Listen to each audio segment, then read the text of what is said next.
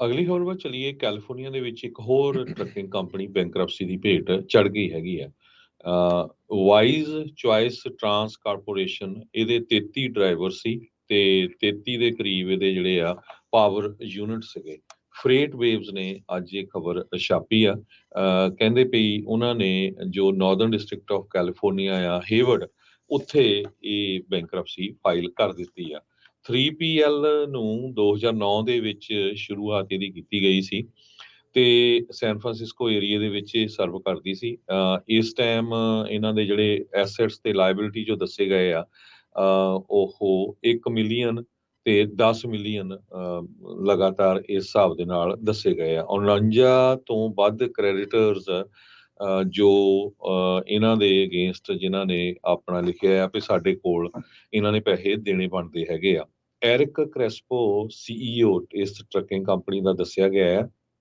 ਉਸਨੇ ਆਪਣੀ ਵੀ ਖੁਦ ਦੀ ਜਿਹੜੀ ਬੈਂਕਰਪਸੀ ਆ, ਪਰਸਨਲ ਬੈਂਕਰਪਸੀ, ਉਹ ਵੀ ਫਾਈਲ ਕਰ ਦਿੱਤੀ ਹੈਗੀ ਆ। ਕ੍ਰਿਸਪੋ ਦੇ ਅਟਾਰਨੀ ਸਟੀਫਨ ਡੀ ਫਾਈਨਸਟਾਈਨ, ਉਹਨਾਂ ਨੇ ਕਹਿੰਦੇ ਵੀ ਜਿਹੜੀ ਫਰੇਟ ਵੇਵਸ ਮੈਗਜ਼ੀਨ ਆ ਉਹਨਾਂ ਦੇ ਰਿਕੁਐਸਟ ਨੂੰ ਜੋ ਨਹੀਂ ਲਿਆ, ਕਾਲ ਰਿਟਰਨ ਨਹੀਂ ਕੀਤੀ। ਟਰੱਕਿੰਗ ਕੰਪਨੀ ਦੇ ਟੌਪ ਦੇ ਜਿਹੜੇ ਸਿਕਿਉਰਡ ਕ੍ਰੈਡੀਟਰਸ ਆ, ਉਹਨਾਂ 'ਚ ਫਰੀਮੌਂਟ ਬੈਂਕ ਆਫ ਲਿਵਰਮੋਰ ਆ, ਜਿਹਦਾ ਉਹ 1.3 ਮਿਲੀਅਨ ਡਾਲਰ ਉਹ ਕਰਦੇ ਆ 20 ਤੋਂ ਵੱਧ ਫਰੇਟ ਲਾਈਨਰ, ਟਰੈਕਟਰਸ ਤੇ ਹੋਰ ਸਮਾਨ ਦੇ ਉੱਤੇ।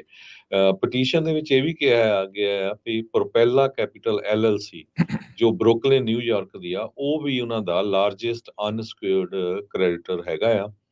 ਪਟੀਸ਼ਨ ਦੇ ਵਿੱਚ ਇਹ ਕਿਹਾ ਗਿਆ ਕਿ 2023 ਦੇ ਵਿੱਚ ਗ੍ਰੋਸ ਐਵਨਿਊ ਬੈਸਟ ਚੁਆਇਸ ਦਾ 3.6 ਮਿਲੀਅਨ ਡਾਲਰ ਸੀ, ਜੋ ਕਿ ਉਹ 2022 ਨਾਲੋਂ 6 ਲੱਖ ਡਾਲਰ ਘੱਟ ਸੀਗਾ। 2022 ਚ 4.2 ਮਿਲੀਅਨ ਸੀ, 23 ਚ 3.6 ਮਿਲੀਅਨ ਸੀ। ਸੋ ਇਸ ਸਾਲ ਉਹਨਾਂ ਨੇ ਇਹ ਬੈਂਕਰਪਸੀ ਕਰ ਦਿੱਤੀ ਹੈਗੀ ਆ।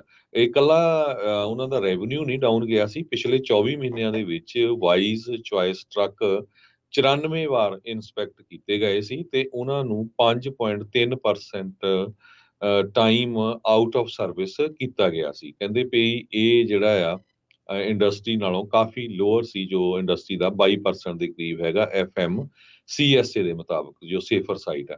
ਕੰਪਨੀ ਦੇ ਜਿਹੜੇ ਡਰਾਈਵਰਸ ਆ 106 ਟਾਈਮ ਇਨਸਪੈਕਟ ਕੀਤੇ ਗਏ ਸੀ, 2 ਨੂੰ ਪਲੇਸਡ ਆਊਟ ਆਫ ਸਰਵਿਸ ਕੀਤਾ ਗਿਆ ਸੀ 2 ਸਾਲਾਂ ਦੇ ਵਿੱਚ, ਜੋ ਕਿ 2% ਆਊਟ ਆਫ ਸਰਵਿਸ ਰੇਟ ਹੈਗਾ ਆ।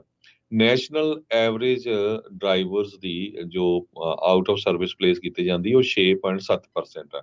ਸੋ ਇਹ ਸਾਰੇ ਕਾਸੀ ਦੇ ਰੈਕਡ ਨੂੰ ਦੇਖਦੇ ਹੋਏ ਉਹਨਾਂ ਦੀ ਜਿਹੜੀ ਇੰਸ਼ੋਰੈਂਸ ਆ ਉਹ ਜਨਵਰੀ 5 ਨੂੰ ਕੈਂਸਲ ਹੋ ਗਈ ਸੀ। ਵੈਸਟ ਚੁਆਇਸ ਨੇ ਇਹ ਕਿਹਾ ਵੀ ਇਸ ਤੋਂ ਬਿਨਾਂ ਉਹਨਾਂ ਦੇ ਉੱਤੇ 4 ਹੋਰ ਲੀਗਲ ਕੇਸ ਚੱਲਦੇ ਹੈਗੇ ਆ, ਸੈਨ ਫਰਾਂਸਿਸਕੋ ਸੁਪੀਰੀਅਰ ਕੋਰਟ ਤੇ ਸੈਂਟਾ ਕਲਾਰਾ ਸੁਪੀਰੀਅਰ ਕੋਰਟ ਦੇ ਵਿੱਚ, ਜਿਹਦਾ ਜਿਹੜਾ ਅਮਾਉਂਟ ਨਹੀਂ ਦੱਸਿਆ ਹੈਗਾ। ਜਨਵਰੀ 31 ਤਾਈਂ ਜਿਹੜੀ ਕ੍ਰੈਡੀਟਰਸ ਦੀ ਮੀਟਿੰਗ ਆ ਉਹ ਰੱਖੀ ਗਈ ਆ। ਸੋ ਇਹ ਜੋ ਕੰਪਨੀ ਆ 2009 ਦੇ ਵਿੱਚ ਸ਼ੁਰੂਆਤ ਹੋਈ ਸੀ ਤੇ ਕਾਫੀ ਵੱਡੀ ਕੰਪਨੀ ਸੀ। ਹੁਣ ਇਹਨਾਂ ਨੇ ਬੈਂਕਰਪਸੀ ਫਾਈਲ ਕਰ ਦਿੱਤੀ। ਜੀ, ਜੀ, ਬਿਲਕੁਲ।